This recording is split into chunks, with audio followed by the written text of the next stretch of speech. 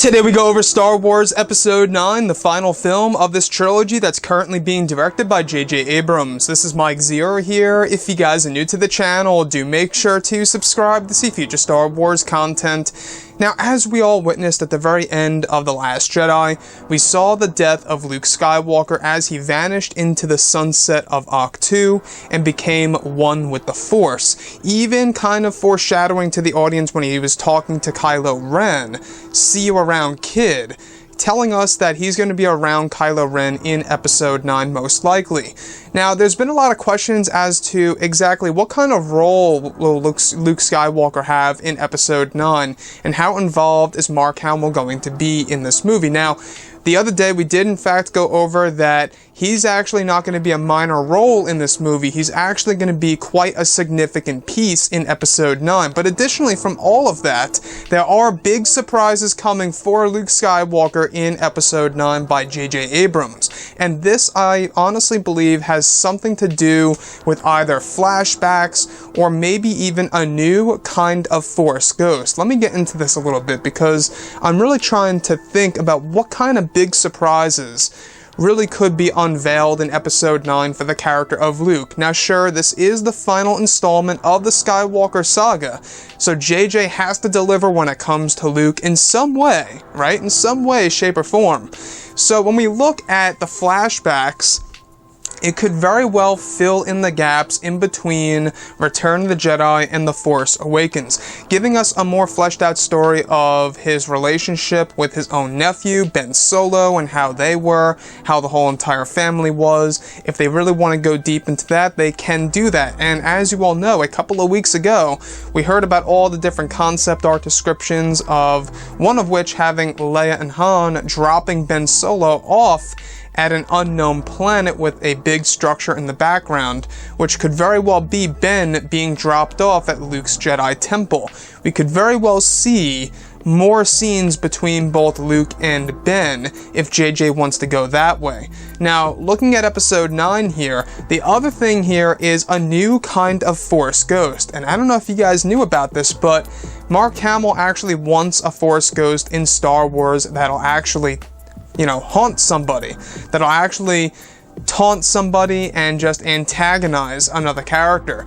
That is something that Mark Hamill wants in Star Wars, and well, JJ may actually make that wish come true. We'll have to wait and see.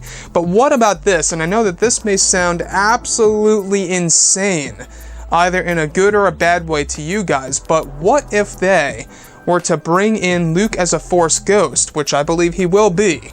But what about doing something completely different, where he's a new kind of Force ghost, perhaps one that can wield a lightsaber and go up against his nephew once more? Now, like I say, they could always make a Force ghost appear as if they are alive, without the blue hue and without that transparency and looking more solid.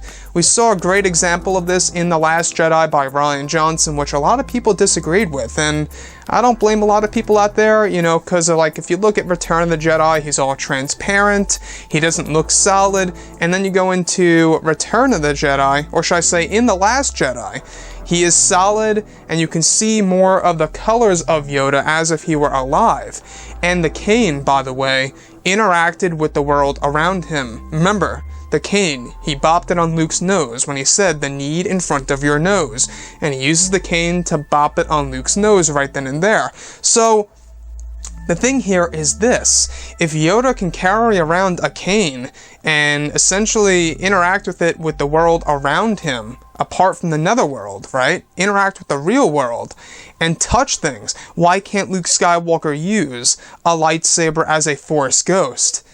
I'm telling you, it can happen, but would it actually look good on screen, and how would it really be executed? I know it may sound very, very cheesy to all of you, or at least a lot of you guys, and I'm sure it may very well be cheesy if it's not done right. But I think that if it is the only way to give Luke Skywalker a lightsaber battle after his death, I guess that's the way that JJ and Disney and Lucasfilm, you know, have to do things because Rian Johnson killed off Luke Skywalker, and JJ just the other day, by the way, confirmed that Luke is dead in Episode 9 and is not coming back. So he told that to Mark Hamill. Mark Hamill told us through an interview where, you know, Mark Hamill came up with the idea of maybe him force projecting somewhere else. I think he meant teleporting.